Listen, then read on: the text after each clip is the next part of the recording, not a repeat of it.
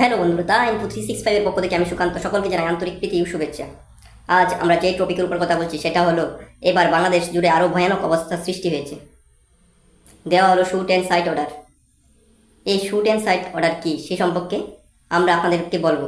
প্রথমে আমরা বলতে চাই যে কি হয়েছিল বাংলাদেশ জুড়ে। সমস্যাটা সৃষ্টি হয়েছিল যে আমরা দেখতে পাই এসটিএইচসি এবং জেনারেল কোটা। এই এসটিএইচসি জেনারেল কোটা এটা কি, এটা আগে আপনাদের জানতে হবে। আমরা দেখি বিভিন্ন বিভিন্ন ইন্টারভিউর ক্ষেত্রেই দেখা যায় যে এসটির জন্য 31% সিট সংরক্ষণ করা আছে এবং এইচসির জন্য প্রায় 70% সিট সংরক্ষণ করা আছে। স্বাভাবিকভাবে বাংলাদেশেও রয়েছে। বাংলাদেশের কোটাটা এরকম না, এটা একটু ভিন্ন টাইপের। এটা কি আছে তা আমরা আবার আপনাদেরকে বলছি। বাংলাদেশের ক্ষেত্রে প্রায় কোটার যে সংরক্ষণটা দেখা যায় সেটার ক্ষেত্রে দেখা যায় যে মুক্তিযোদ্ধা ফ্যামিলিদের ক্ষেত্রে দেওয়া হয়েছে 30% সিট সংরক্ষণ করা হয়েছে এবং অন্যদের ক্ষেত্রে দেখা যায় যে যারা গ্রাম অঞ্চলে বসবাস করেন তাদের ক্ষেত্রে 10% দেওয়া হয়েছে এবং ওমেন ক্যাটাগরিদের 10% দেওয়া হয়েছে এবং বিকলাঙ্গ এবং ডিসেবিলিটি জেন্ডারদের দেওয়া হয়েছে 1% সিট এবং 5% দেওয়া হয়েছে ইথিক মাইনরিটিদের। এটা আমরা বাংলাদেশের প্রায় কোটা সংরক্ষণের ব্যাপারে আমরা আপনাদের জানাচ্ছি। তাহলে এখন কি সমস্যা হয়েছে? যে যে জেনারেল সংরক্ষিত লোকরা আছে তারা বাংলাদেশের হাইকোর্টের কাছে একটা পিটিশন জাহির করেন যে কোটা সংরক্ষণ ক্ষেত্রটা কমিয়ে দেওয়ার জন্য, প্রায় 15% করার জন্য মুক্তিযোদ্ধাদের ক্ষেত্রে। তখন এটা দেখেন এবং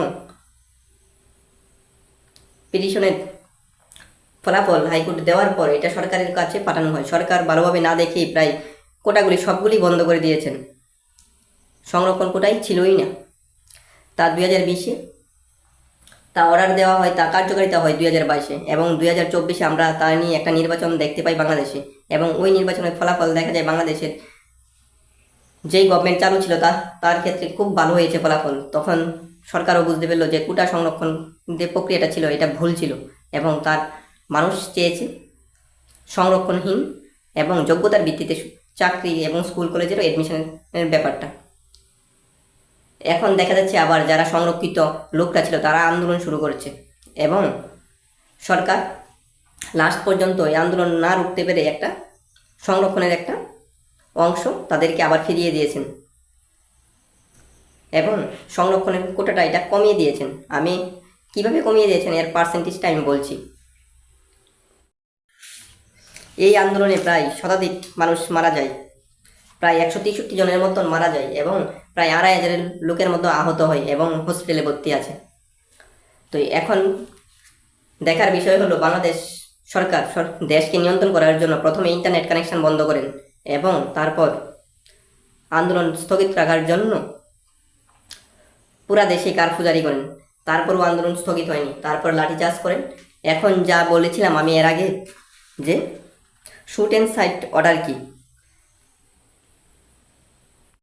এই শুট অ্যান্ড সাইড অর্ডার হলো দেখা মাত্রই গুলি করার নির্দেশ দেওয়া হয়েছে।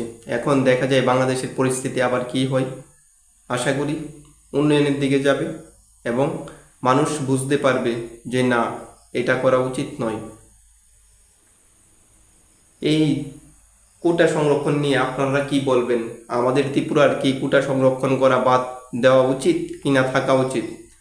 এটা দেখা যায় যে এসটিএইচসি যারা আছে তারা ঠিকই অফিসার হয়ে গেছে এবং তাদের ছেলেমেয়েরাদের তো আর এই কোটা সংরক্ষণের প্রয়োজন হয় না, কিন্তু তারা ছেলেমেয়েরাও এই কোটা সংরক্ষণেরটা পাচ্ছে। এটা কি বাস্তবে ঠিক কিনা অঠিক তারা আপনারা সবাই কমেন্টে বলবেন এবং এই টপিকের উপর আমি আরেকটা ভিডিও বানাবো আপনাদের কমেন্টের উপরেই নির্ভর করে। Thank you very much.